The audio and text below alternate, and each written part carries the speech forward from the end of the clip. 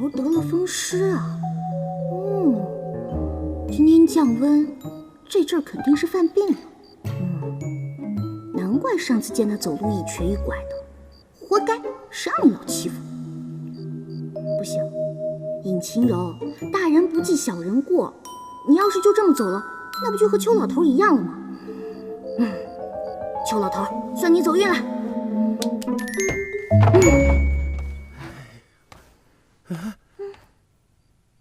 谁让你进来的啊？出去！你的小手板又痒痒了是吧？哎呦！等你腿好了，你再收拾我也不迟。哎，你……哎呦！风湿什么的最头疼了，恨不得疼起来两条腿都不要了。你这算干什么？看我的笑话是吧？我才没那么无聊呢。哎呦！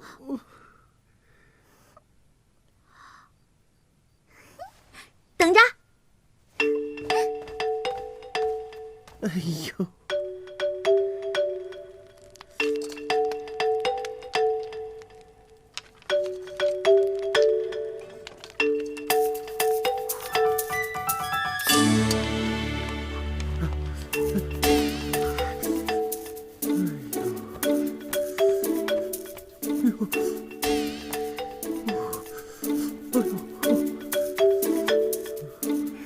怎么样，舒服多了吧？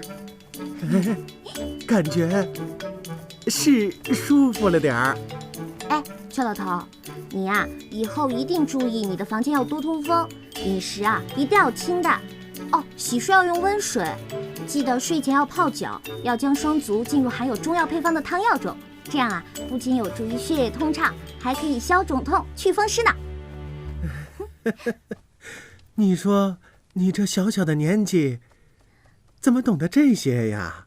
啊？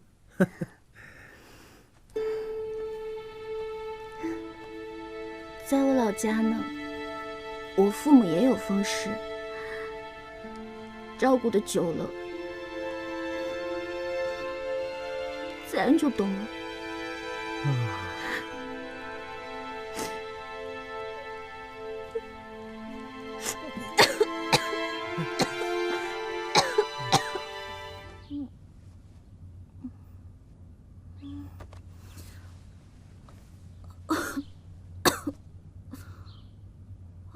糟了，都这么晚了，要是被邱老头发现，肯定又要骂我了。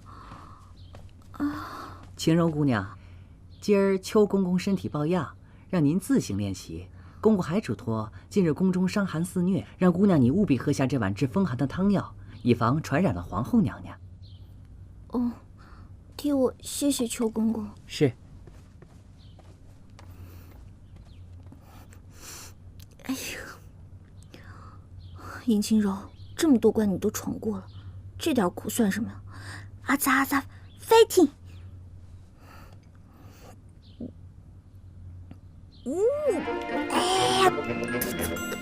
王爷，何事如此慌张？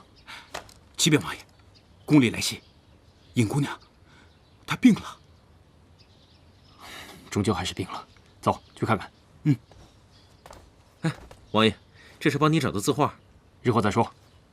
哎，王爷这是怎么了？啊，尹姑娘病了，所以王爷有些心急。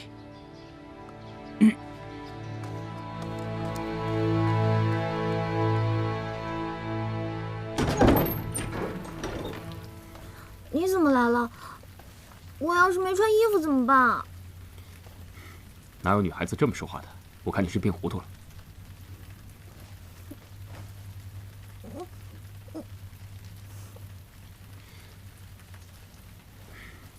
怎么了？我没死，你是不是不开心啊？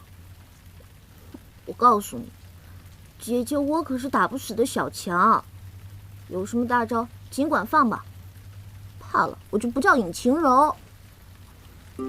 小强，尹晴柔，你给我听好了，你要是再敢生病，或者是比我先死，你就死定了。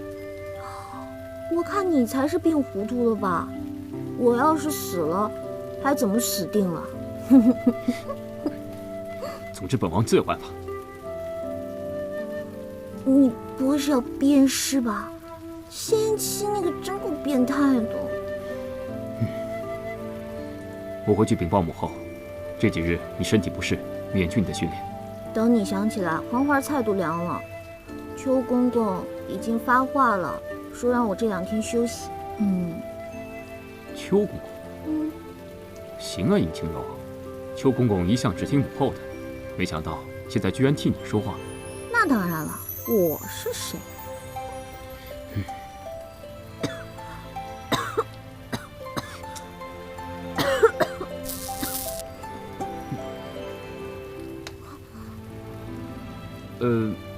你先休息吧，改日再来看你。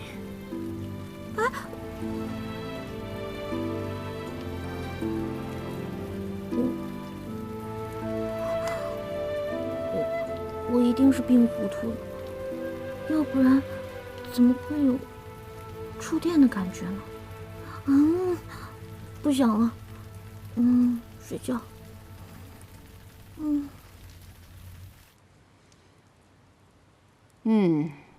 不错。没想到尹晴柔还能绣出这样的东西来。是呀，尹姑娘这阵子很刻苦的，老奴也觉得诧异。还别说，看起来还有点像你的手艺呢。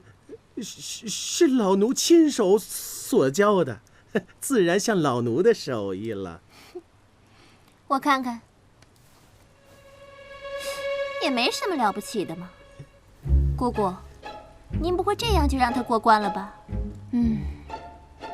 本来想呢，那个丫头熬不住，自己也就走了。可没有想到，她不仅撑了过来，现如今还想有所成。哀家都不知道该如何是好了。既然这些都难不住他，那我们就给他来个大的。什么大的？再过10日就是皇上寿辰，依我看，不如就交给尹晴柔来操办吧。那怎么可以呀？她绝对办不成。要的就是他办不成。到时候皇上一生气，表哥再说什么也没有用了。不可借皇上的寿宴开玩笑。姑姑，这怎么能是开玩笑呢？这可是我的终身大事。姑姑，求求你了，寿宴年年都有，大不了明年我们再好好操办不就是了？给皇上补回来。姑姑，姑姑。好了好了好了，真拿你没有办法。